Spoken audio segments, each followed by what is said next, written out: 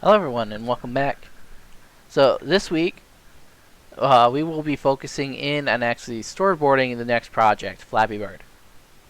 FlappyBird is a pretty exciting project, and if most of you guys haven't actually heard of this game before, it's sort of like a game where you control a pixelated bird going through in between different warp pipes and things like that.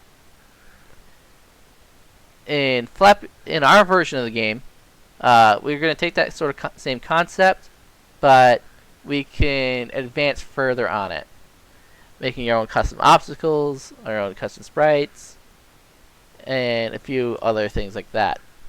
So the version of the game I'm going to be showcasing you today is actually my first project I've ever made, and it's Flappy Glider. I call this one V2 because it was a recreation of my original one, because I lost the original one. It's a Scratch 2 version project, and we've moved up to Scratch 3, so it wasn't compatible. So in this version, the goal is, well, first of all, the first thing that you should notice here is that we have a title screen compared to the last project.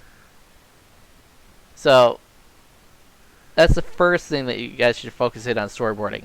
We've also got a button, and it's interactable, and we also have a list of instructions.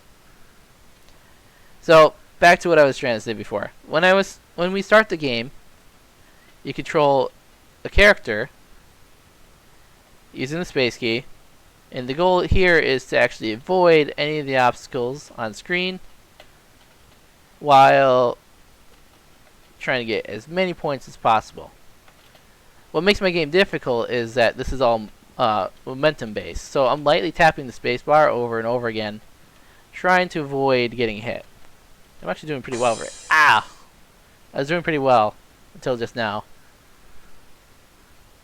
And as soon as you get hit, you see that my high score is updated. This game features a retry screen, because you can't really... In Flappy Glider, there's no way to actually win.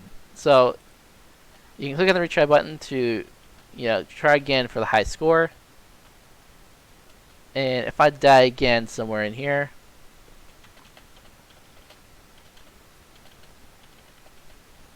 we just zoom in, just crash. You can see that my high score didn't update like before. Actually, I should do it one more time just to show you.